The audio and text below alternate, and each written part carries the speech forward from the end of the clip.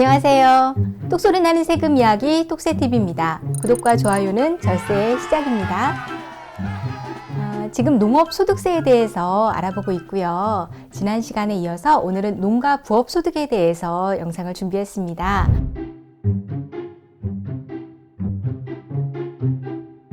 안녕하세요, 대표님. 안녕하세요. 네, 오늘 농가 부업소득에 대해서 말씀해 주시기로 하셨는데 먼저 이 정확하게 어떤 의미인지부터 정의를 좀 내려주시겠어요? 농촌에서 농사만 지어서는 소득이 부족할 수 있죠. 그래서 네. 농민에게 6차 산업이라든지 여러 가지를 권장하고 있는 게 농업 외에 농업을 주업으로 하지만 부업으로 다른 어떤 사업을 할 때 세금을 깎아준다. 이게 농가 부업 소득에 대한 감면이 있습니다. 일단 농업이 주업이기는 해야 되고 그렇죠. 그런 분들이 부업으로 소득을 올렸을 때 이게 바로 농가 부업 소득이다. 그렇죠. 예, 알겠습니다. 예를 들어서 도소매업이 아주 많은 사람이 농업으로 조금 농사를 짓는다. 이 사람은 도소매업이 주업이기 때문에 농가 부업 소득에 해당되지 않겠죠. 그죠? 네. 한계가 그런 데 있고요. 농가 부업 소득 관련해서는 소득 금액이 네. 1년에 3천만 원까지는 비과세한다. 세금을 매기지 않는다. 이런 뜻입니다. 소득 금액 연간 3천만 원 이하. 그렇죠. 네. 어떤 것이 농가 부업 소득이냐 하면 고공품을 제조한다. 민박한다. 아니면 음식물 판매, 특산물을 제조하고 전통차를 제조하고 그리고 이런 유사한 활동들을 하는 데서 발생하는 소득을 우리가 농가 부업 소득이라고 한다. 이렇게 생각하시면 됩니다. 그렇군요. 혹시 민박에서 1년에 매출액이 한 5천만 원 정도다. 그러면 농가 부업 소득이라고 했을 때 네. 세금을 내야 될까요? 소득세를 내야 될까요? 매출이 5천만 원 정도면 조금 내야 되지 않을까요? 근데 사실은 거의 내기가 어렵다라고 생각하시면 됩니다. 그래요? 왜냐하면 그 소득 금액이기 때문에 매출액이 아니고 소득 금액이에요. 매출하고 남는 돈이 3천만 원이 되려면 웬만큼 매출을 해가지고는 사실은 소득세를 낸다는 것은 어렵다. 이렇게 생각하시면 돼요. 필요 경비를 제외하고 나서 남는 금액에 대해서 과세를 하기 때문에. 그렇죠. 네네. 사실은 국가에서 농가 부업으로 3천만 원의 소득 금액까지는 비과세 해주겠다고 하면 거의 웬만한 부분은 세금이 없다. 소득세는 없다. 이렇게 생각하시면 됩니다. 그렇군요. 그러면 소득세를 안 내니까 부가세는 어떻게 되는 거죠? 이 부분은 중요한 부분인데 소득세를 비과세한다고 부가가치세를 과세하지 않는 것은 아닙니다. 그래요? 소득세가 과세되지 않는다고 하더라도 민박이나 음식물 판매, 특산품 제조, 전통차 제조 이런 거에서 발생한 독립적인 사업에 대해서는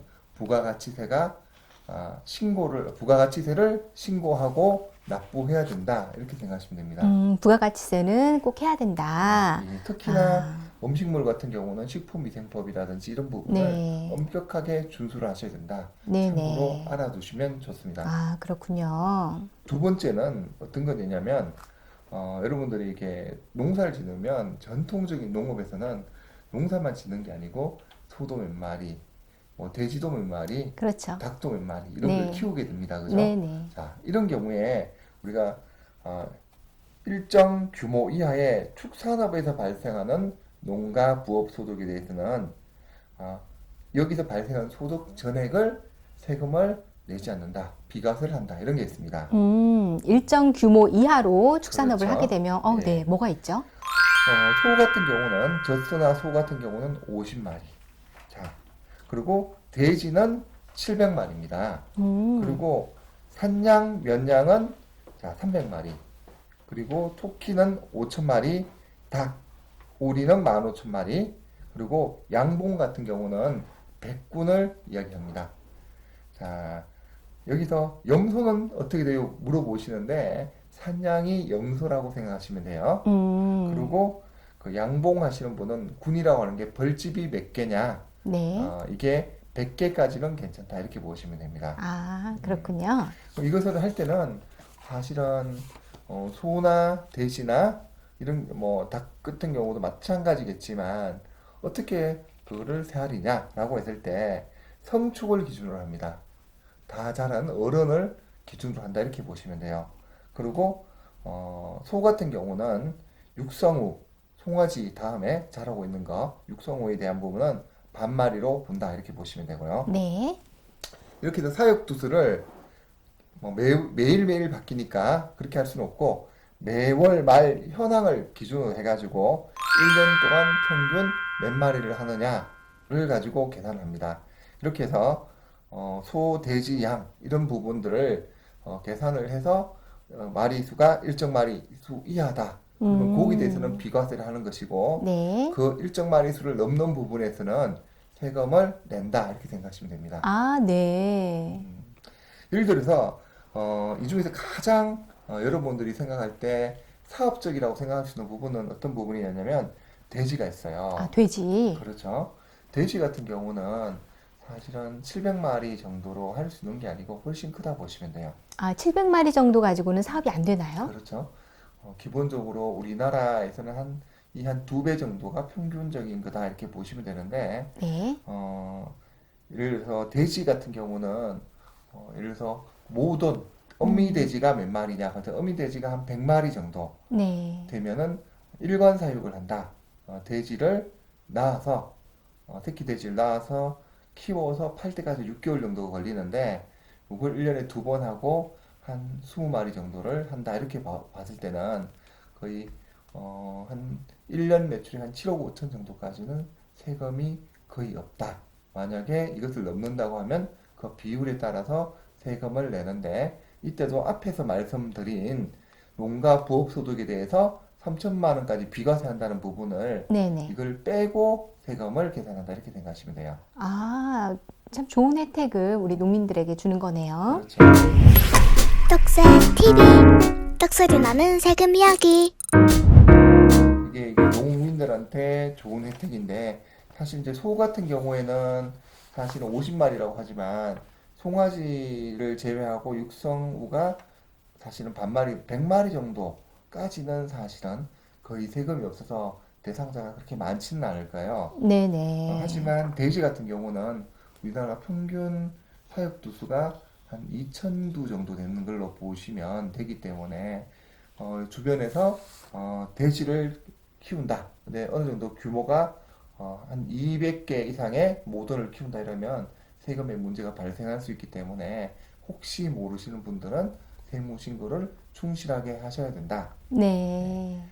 나중에 이 자료 그 얼마만큼의 매출을 했는지는 국세청에서 다 확인할 수 있기 때문에 그렇습니다. 아, 네. 잘 알겠습니다. 그리고 여기서 또 한번 확인하셔야 될 부분은 세법에서 세금을 깎아주는 부분은 아주 엄격하게 해석을 하고 있어요. 네네. 자, 소가 50마리면 말은 몇 마리까지 될까요? 아, 말도 좀 비슷해 보이는데. 네. 그렇죠.